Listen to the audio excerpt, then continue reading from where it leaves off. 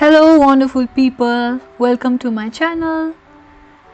It's the day 3 of our book reading series, Read with RACHANA, and I'm so excited to continue on this journey.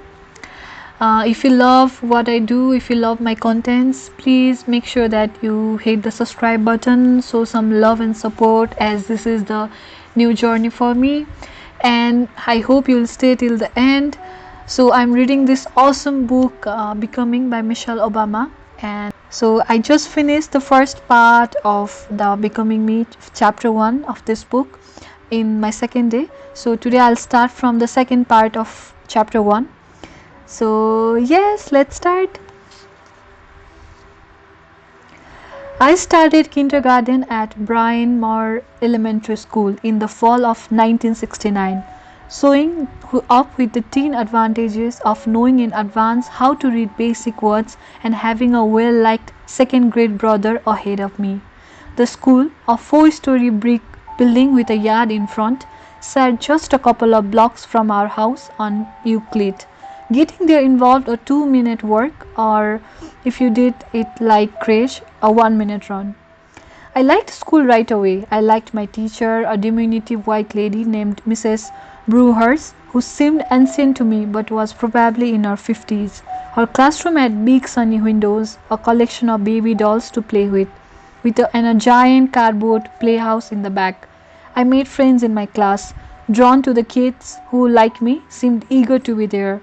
I was confident in my ability to read. At home, I'd browse through the Dick and Jane books, courtesy of my mom's library card, and thus was thrilled to hear that our first job as kindergarteners would be learning to read new sets of words by sight. We were assigned a list of colors to study, not the hues but the words themselves: red, blue, green, black, orange, purple, white. In class, Mrs. Burroughs quizzed us, one student at a time, holding up a series of large manila cards and asking us to read whatever words was printed in black letters on the front. I watched one day as the girls and boys I was just getting to know stood up and worked through the color cards, succeeding and failing in varying degrees, and were told to sit back down at whatever point they got stumped. It was meant to be something of a game. I think the way a spelling bee is a game, but you could see a subtle sorting going on and a knowledge slumbing of humiliation in the kids who didn't make it past red. This, of course, was 1969 in a public school on the south side of Chicago. Nobody was talking about self-esteem or growth mindsets. If you had a head start at home, you were rewarded for it at school, deemed bright or gifted, in which in turn only compounded your confidence. The advantages exudated quickly. The two smartest kids in my kindergarten classes were Teddy, a Korean animal boy, and Shaika, an African American girl, who both would remain at the top of the class for years to come. I was driven to keep up with them. When it came to my turn to read the words of the teacher's manila cards, I stood up and gave it everything I had, rattling off green, red, and blue without effort. Purple took a second though, and orange was hard, but it wasn't until the letters WHITE came up that I froze altogether, my throat instantly dry, my mouth awkward and unable to shape the sound as my brain glitched madly, trying to dig up a color that resembled hoo-ha. It was a straight-up choke. I felt a weird eeriness in my knees, as if they might buckle, but before they did, Mrs. Burroughs instructed me to sit back down, and that's exactly when the word hit me in its full and easy perfection: white. White! The word was white. Lying in bed that night with my stuffed animals packed around my head, I thought only of white.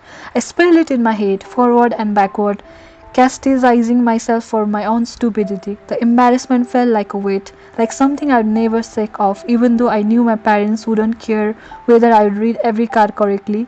I just wanted to achieve, or maybe I didn't want to be dismissed as incapable of achieving. I was sure my teacher had now pegged me as someone who couldn't read, or worse, didn't try. I obsessed over the dime-sized gold foil stars that the Mrs. Burroughs had given to Teddy and Shaika that day to wear on their chest as an emblem of their accomplishment, or maybe a sign that they used marked for greatness when the rest of us weren't.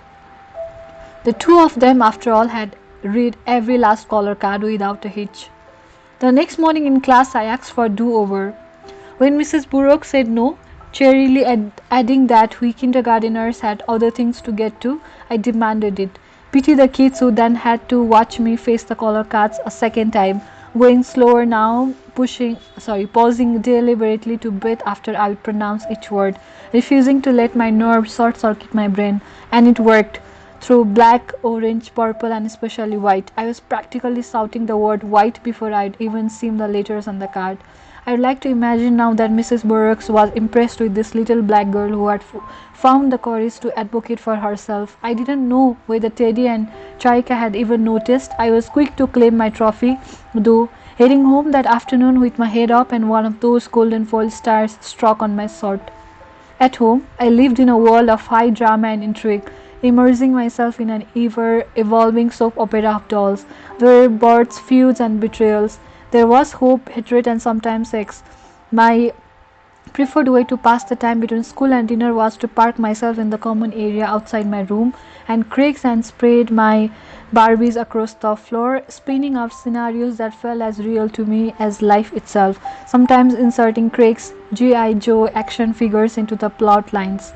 I kept my doll's outfit in a child-sized vinyl suitcase covered in a floral print. I assigned every Barbie and every G.I. Joe a personality. I also recruited into service the worn-out alphabet blocks my mother had used years earlier to teach us our letters. They too were given names and inner lives. I rarely chose to join the neighborhood kids who played outside after school, nor did I invite school friends home with me, in part because I was fastidious kid and didn't want anyone meddling with my dolls.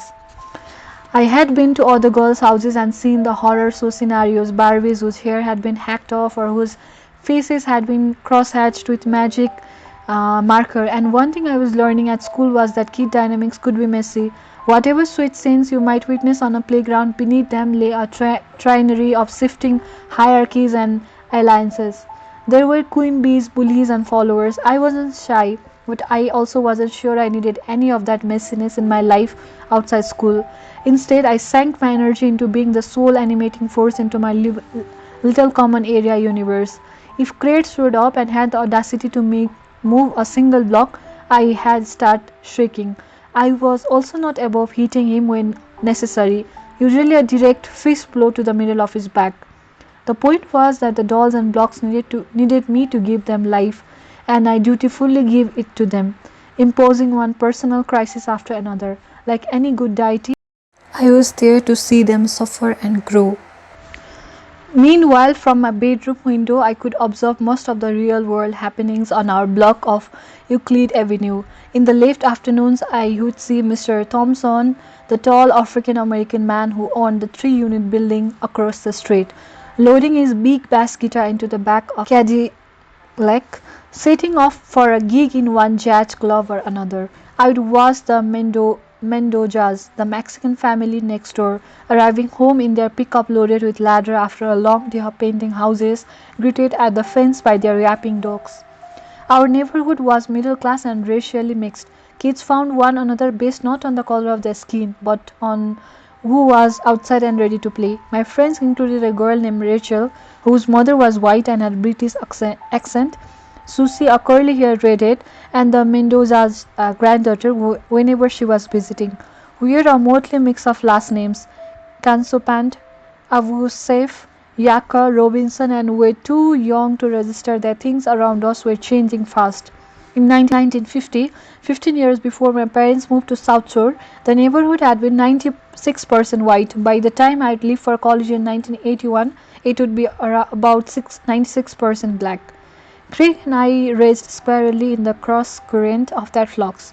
The blocks surrounding us were home to Jewish families, immigrant families, white and black families, folk who were thriving and some who were not. In general, people tended to their lawns and kept track of their children. They wrote checks to Robbie so that their kids could learn piano. My family, in fact, was probably on the poor side of the neighborhood spectrum. We were among the few people who didn't own their own home, stopped as we were into Robbie's and Terry's second floor. South Shore hadn't yet titled the way other neighborhoods had. With the bitter of people long departed for the suburbs, a neighborhood busyness closing one by one, the plight settling in, but the tilt was clearly beginning. We were starting to feel the effects of this transition, especially at school. My second grade classroom turned out to be my home of unruly kids and flying erasers, which had not been the norm in either my experience or Craig's. All this seemed due to a teacher who couldn't figure out how to assert control, who didn't seem to like children even. Beyond that, it wasn't clear that anyone was practically bothered by the fact that the teacher was incompetent. The student youth used this as an excuse to act out, and she seemed to think only the worst of us. In her eyes, we were a class of bad kids. Though we had no guidance and no structure and had been sentenced to a grim underlight room in the basement of the school. Every hour there felt hellish and long. I sat miserably at my desk in my puke green chair, puke green being the official color of the 1970s, learning nothing and waiting for the midday lunch break when I could go home and have a sandwich and complain to my mom. When I got angry as a kid, I almost always funneled it through my mother. As I fumed about my new teacher, she listened placidly, saying things like, "Oh dear," and "Oh really?" She never indulged in my outrage, but she took my frustration seriously. If my mother were someday different, she might have done the polite thing and said, "Just go and do your best." But she knew the difference. She knew the difference between winning and actual distress. Without telling me, she went over to the school and began a week-long process of behind-the-scenes lobbying, which led to me and a couple of other high-performing kids getting quietly pulled out of class, given a battery of tests, and about a week later reinstalled permanently into a bright and orderly third-grade class upstairs, governed by a smiling, no-nonsense teacher who knew her stuff. It was a small but life-changing move. I didn't stop to ask myself then what would happen to all the kids who had been left in the basement with a teacher who couldn't teach. Now that I'm an adult, I realize that kids know at a very young age when they are being revalued, when adults are interested enough to help them learn. Their anger over it can manifest itself as unruliness. It's hardly their fault. They are not bad kids. They are just trying to survive bad circumstances. At the time, though, I was happy to have escaped, but I had learned many years later that my mother, who is by nature wary and quiet, but generally also the most forthright person in any room, made a point of seeking out the second grade teacher and telling her as kindly as possible that she has no business teaching and should be working as a drugstore cashier instead. As time went by, my mother started nudging me to go outside and engage with kids in the neighborhood. She was hoping that I would learn to glide socially the way my brother had. Craig, as I have mentioned, had a way of making hard things look easy. He was by then a growing sensation on the basketball court, high-spirited and agile and quickly growing tall. My father pushed him to seek out the toughest competition he could find, which meant that he would later send Craig across town on his own to play with the best kids in the city. But for now, he left him to wrangle the neighborhood talent. Craig would take his ball and carry it across the streets to Rosenblum Park, passing the monkey bars and swing set where I like to play, and then cross an invisible line, disappearing through a wall of trees to the far side of the park where the basketball court were. I thought of it as an abyss over there, a mythic dark forest of drunks and thugs and criminals going on. But Craig once started visiting that side of the park, he would set me straight, saying that really nobody over there was all that bad. Basketball for my brother seemed to unlock every frontier. It taught him how to approach strangers when he wanted to snag a sport in a pickup game. He learned how to talk to a friendly form of smack, trash talking his bigger, faster opponents on the court. It helped to debunk various myths about who was who and what was what around the neighborhood, reinforcing the possibility, something that had long been a credo of my dad's, that most people were good people if you just treated them well. Even the sketchy guys who hung out in the front of the corner liquor store lit up when they spotted Craig, calling his name and high-fiving him as we passed by. "How do you even know them?" I would ask, incredulous. "I don't know, they just know me," he would say with a shrug.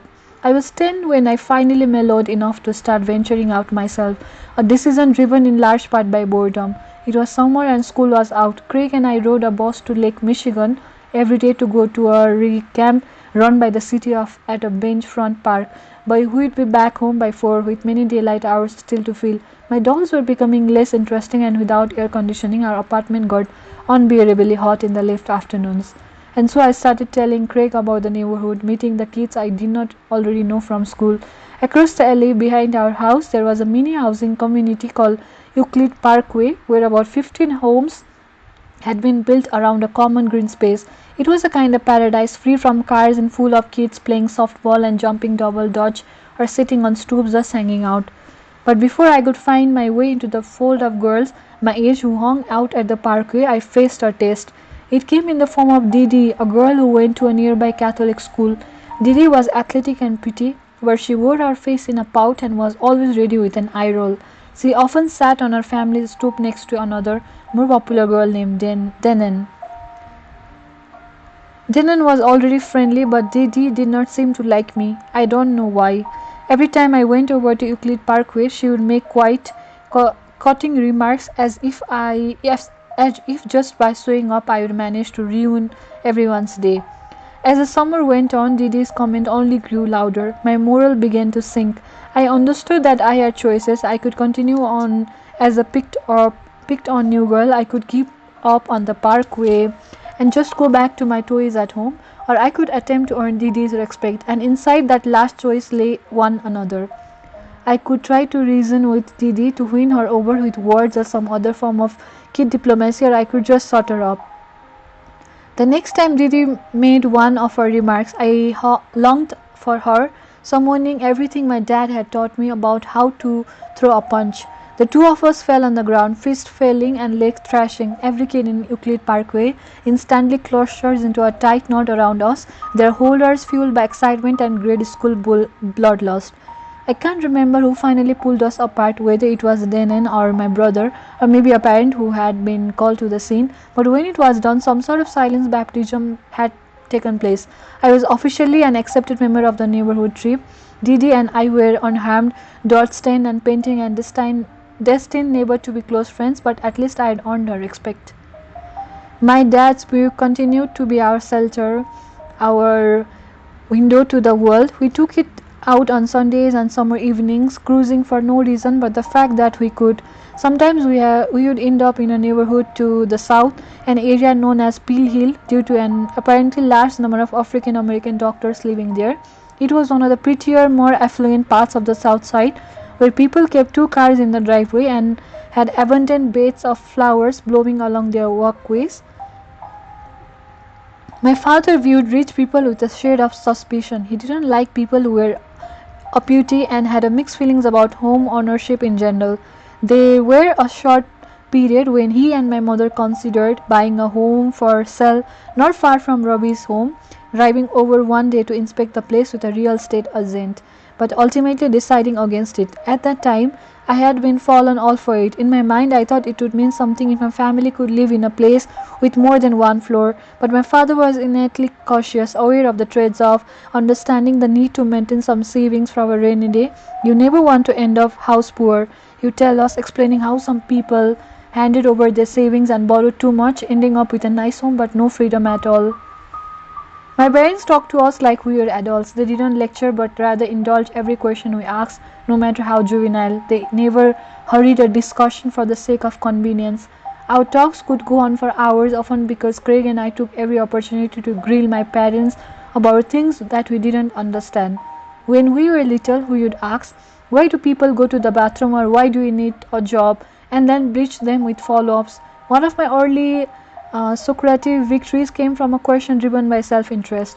Why do we have to eat eggs for breakfast? Which led to a discussion about the necessity of a protein, which led me to ask why peanut butter could not count as protein, which eventually, after more debate, led to my mother revising her stance on eggs, which I never liked to eat in the first place. For the next 9 years, knowing that I had earned it, I made myself a fat peanut butter and jelly sandwich for breakfast each morning and consumed not a single egg. Wow. As we grew, we spoke more about drugs and sex and life choices, about race and inequality and politics. My parents didn't expect us to be saints. My father, I remember, made a point of saying that sex was and should be fun. They also never sugarcoated what they took to be the harder truths about life. Craig, for example, got a new bike one summer and rode it east to Lake Michigan, to the paved pathway along Rainbow Beach, where you could feel the breeze of the water. He had been promptly picked up by a police officer who accused him of stealing it, unwilling to accept that a young black boy would have come across a new bike in an honest way. The officer, an American African man himself, ultimately got a brutal tongue lashing from my mother, who made him apologize to Craig.